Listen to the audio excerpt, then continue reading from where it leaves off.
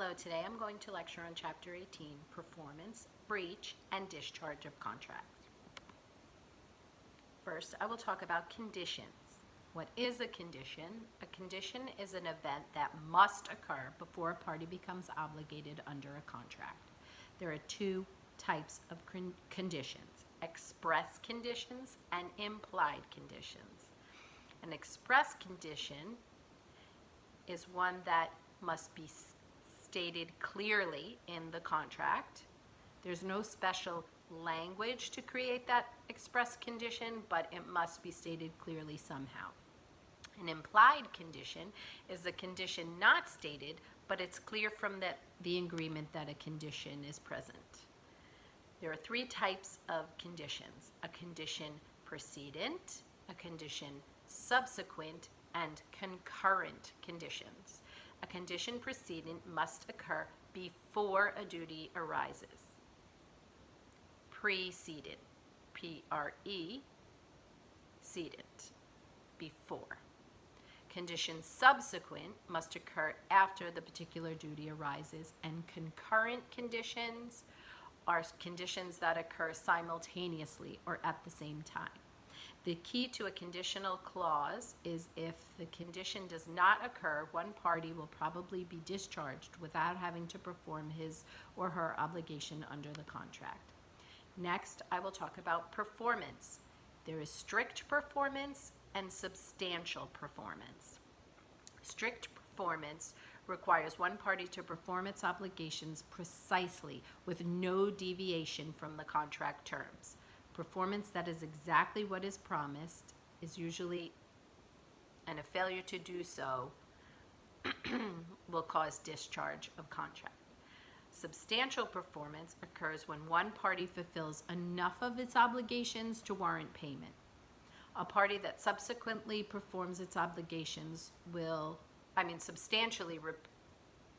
A party that substantially performs its obligations will receive the full contract price minus the value of any defects or things not performed. A party that fails to perform substantially receives nothing on the contract and will only recover the value of any work done. Time is of the essence clause. A time of the essence clause will generally make contract dates strictly enforceable. By merely including a date for performance in the contract, that does not make time of the essence. A contract must state that time is of the essence if time is of the essence in a contract. Breach. There are two types of breach. There's material breach and anticipatory breach.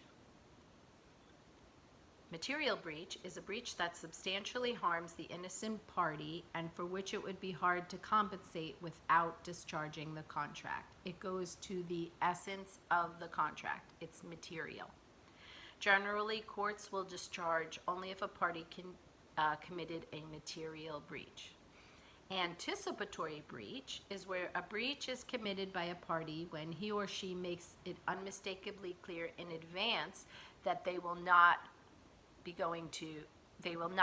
honor a contract. So they're letting know someone in advance that they will not honor the contract on the date by which it needs to be performed. The chapter also talks about statutes of limitations, and those will limit the time within which the injured party may file suit. So there are time periods within which you must file a lawsuit. So say, for example, you have a personal injury lawsuit related to a trip and fall or a car accident. Most states give the plaintiff 3 years within which to sue, and that's called a statute of limitations. Or if you have a contract dispute, you must bring a lawsuit within that statute of limitations. You must file a lawsuit against the defendant within the time provided by your state. So for a contract statute of limitations, most states it's 2 or 3 years within which to bring a lawsuit. Impossibility. True impossibility is when something has happened making it utterly impossible to fulfill a promise. That's impossibility in contract. And those are generally related to destruction of subject matter, death of the promisor in a personal service contract, and subsequent illegality of the contract. Those are examples of impossibility, making the contract impossible to perform. Commercial impracticability is where some event has occurred that neither party anticipated, making the contract extraordinarily difficult and unfair to one party. And frustration of purpose is where some event has occurred that neither party anticipated, and the contract now has no value for one party.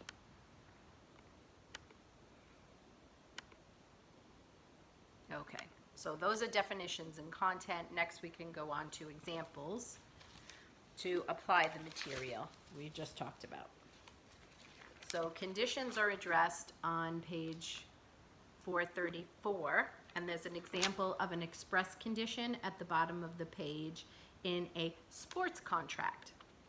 Let's see, professional sports contracts are often full of conditions. Assume that the San Francisco Giants want to sign Tony Fleet to play center field. The club considers him a fine defensive player, but a dubious offensive performer. The many conditional clauses in his contract reflect hard bargaining over an athlete who may or may not become a star. The Giants guarantee Fleet only $500,000 a year, a very modest salary by major baseball standards. And if the speedy outfielder appears in at least 120 games, his pay will increase to $1 million. Winning a Gold Glove award is worth an extra $200,000 to him. The Giants insist on a team option to re-sign Fleet for the following season at a salary of $800,000, but if the center fielder plays in fewer than 100 games, the team loses that right, leaving Fleet free to negotiate for a higher pay with other teams. So you'll see this contract is based on performance. If he wins a certain amount of games, he'll get paid more. Okay, that's a condition, that's an express condition or condition precedent. Okay, there's an example of implied condition on page 435. Let's see. At other times, the parties say nothing about a condition, but it's clear from their agreement they have an implied one. Charlotte orally rents an apartment to Hakan for 1 year and promises to fix any problems in the unit. It is an implied condition that Hakan will promptly notify Charlotte of anything needing repair. Although the parties have not said anything about notice, it is only common sense that Hakan must inform his landlord of defects, since she will have no other way to learn from them. So that is an example of an implied contract. There's an example on mid-page 435 of condition precedence and condition precedence. So here there's an example of a real estate contract for a condition precedent. In this type of condition, an event must occur before a duty arises. Contracts for the sale of real estate often have conditions precedent. Buyers commonly make purchase offers contingent on events like obtaining a mortgage or an acceptable property inspection. In this case, the buyer has no duty to pay until the conditions are met. So, a buyer might say to a seller, I will buy your home if I sell the home I own now. That would be one example of a condition. And the seller would have to agree to that. Or another example is, I agree to buy your home if I am approved for a 30-year mortgage at 5% interest. Okay, and if that happens, then the buyer would be obligated to purchase that home. Okay. Here's an example of a condition subsequent, and this type of condition must occur after a particular duty arises. So this is about a fire insurance policy on a home. Vivian's policy with Friendly Insurance contained a condition subsequent. As soon as a fire broke out on Vivian's home, Friendly became obligated to pay for the damage because she had fire insurance on the home that she paid for, right? But if Vivian failed to produce her proof of the loss on time, Friendly's obligation ended and was discharged. Note that with a condition subsequent, it is the defendant who must prove that the condition occurred, relieving him of any obligation. Okay? And then on page 436, there's an example of concurrent conditions in which both parties have a duty to perform simultaneously. Okay? And I want you to read that. Both have a duty to perform at the same time. There's an example mid-page 436. Then performance. What happens when performance is not fully completed on a contract, right? We talked about strict performance and substantial performance. Well, here's an example at the top of page 438 about performance. Caitlin is has an architect draw up plans for a monumental new house, and Daniel agrees to build it by September 1st. Caitlin promises to pay $900,000 on that date. The house is ready on time, but Caitlin has some complaints. The living room was supposed to be 18 feet high, but it's only 17 feet high. The pool was to be azure, yet it is aquamarine. The maid's room was not supposed to be wired for cable TV, but it is. Caitlin refuses to pay for anything in the house. Is she justified? Well, of course not. But this is a question of strict performance versus substantial performance, right? So we know that strict performance requires one party to perform its obligations precisely with no deviation of the contract terms. Now, if she sued under strict performance, that would be unfair because that builder, Daniel, would lose out because he spent all that money to build the house, right? So, the